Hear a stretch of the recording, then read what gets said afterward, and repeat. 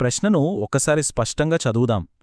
కింది వారిలో శ్రీకాకుళం గిరిజనోద్యమంలో క్రియాశీలముగా ఉండిన మహిళ ఎవరు? ఇక్కడ మనకు 4 ఆప్షన్లిచ్చారు. 1 శ్రీదేవి, 2 రేబాల దమయంతి, 3 మల్లాది సుబ్బమ్మ మరియు 4 పంచాది నిర్మల. డైరెక్ట్గా ఆన్సర్కు వెళ్లే ముందు అసలు ఈ శ్రీకాకుళం గిరిజనోద్యమం బ్యాక్గ్రౌండ్ ఏంటో ఒకసారి ఊహించుకోండి. 1960ల చివర్లో భూస్వాముల దోపిడీకి వ్యతిరేకంగా గిరిజనులు తమ హక్కుల కోసం చేసిన భీకరమైన సాయుధ పోరాటం ఇది. అలాంటి కఠినమైన రోజుల్లో ఒక మహిళ అడవుల్లోకి వెళ్లి తుపాకీ పట్టి పోరాడటమంటే అబ్బా మాటలు కాదు కదా. ఇప్పుడు ఆప్షన్లను అనలైజ్ చేద్దాం. ఫస్ట్ 2 ఆప్షన్లలో ఉన్న శ్రీదేవి, రేబాల దమయంతిగారు వేరే సామాజిక నేపథ్యాల్లో సేవ చేసిన గొప్పవారు. ఇక 3వ ఆప్షన్ మల్లాది సుబ్బమ్మగారు.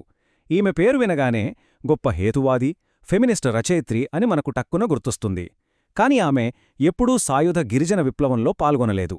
ఇక మిగిలిన సరైన సమాధానం ఆప్షన్ 4 పంచాది నిర్మల. ఈమె శ్రీకాకుళం నక్సలైట్, గిరిజన ఉద్యమంలో తుపాకీ పట్టి అపర భద్రకాళిలా పోరాడిన ధైర్యశాలి. కాబట్టి ఆప్షన్ 4 పర్ఫెక్ట్ ఆన్సర్. ప్రశ్న 52 చూద్దాం. దూబగుంట రోసమ్మ ఆంధ్రప్రదేశ్లో ప్రారంభించిన ప్రత్యేక మహిళా ఉద్యమము పేరు ఏమిటి? ఆప్షన్స్ 1 జై ఆంధ్రా ఉద్యమం, 2 నవసమాజ ఉద్యమం, 3 వరకట్న వ్యతిరేక ఉద్యమం, 4 సారా వ్యతిరేక ఉద్యమం. ఎగ్జామ్ హాల్లో ఇలాంటి ప్రశ్నలు వచ్చినప్పుడు సరైన ఆన్సర్ని ఎలా ఫిల్టర్ చేయాలో ఇప్పుడు చూద్దాం. సింపుల్ లాజిక్ వాడదాం. మొదటి 2 ఆప్షన్స్ అయిన జయాంధ్ర మరియు నవసమాజ ఉద్యమాలు broad political and social movements.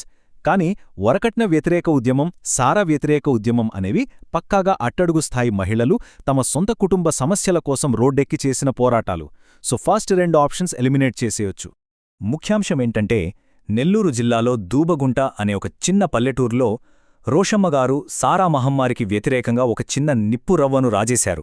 అది చూస్తుండగానే ఏ రేంజ్లో వ్యాపించిందంటే ఏకంగా ప్రభుత్వమే సారా నిషేధించేలా చేసింది.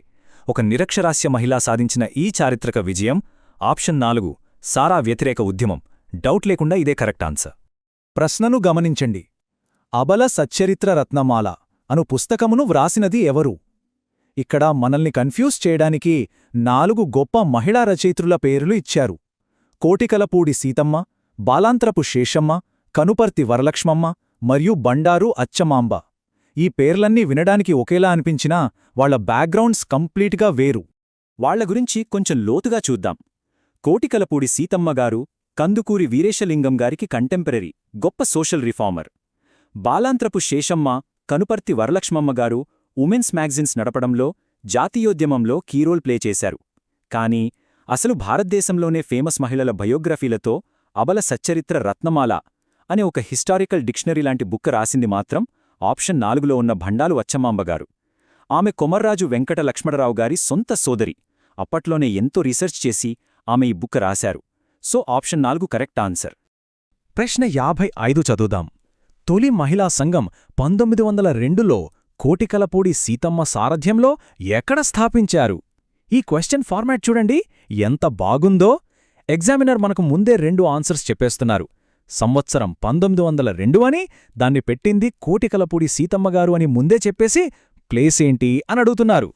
ఆప్షన్స్లో కాకినాడ, రాజమండ్రి, కర్నూల్, విజయనగరం ఉన్నాయి. దీనికి ఒక హిస్టారికల్ టైమ్లైన్ చూస్తే 1800 చివర్లో కందుకూరి వీరేశలింగం పంతులుగారు తెచ్చిన మార్పుల వల్ల ఒక అద్భుతమైన సామాజిక చైతన్యం వచ్చింది. ఆ పాజిటివ్ వైబ్రేషన్స్ నుంచే 1902లో కోటికలపూడి సీతమ్మగారు first official women's association start చేశారు. ఆ తర్వాతే మిగతా మహిళా సభలన్నీ ఆంధ్ర అంతటా పుట్టుకొచ్చాయి. సరే, మరి ఆ ఊరేంటి?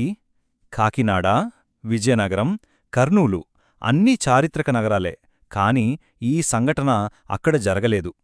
మనకు తెలుసు కదా, వీరేశలింగం గారి సంస్కరణలన్నింటికీ కేరాఫ్ అడ్రస్, అసలైన ఎపిసెంటర్ మన రాజమండ్రి. కోటికలపూడి సీతమ్మగారు కూడా ఆయన స్ఫూర్తితోనే ఈ తొలి మహిళా సంఘాన్ని రాజమండ్రిలోనే స్థాపించారు. కాబట్టి ఆప్షన్ 2 అనేది 100% సరైన జవాబు.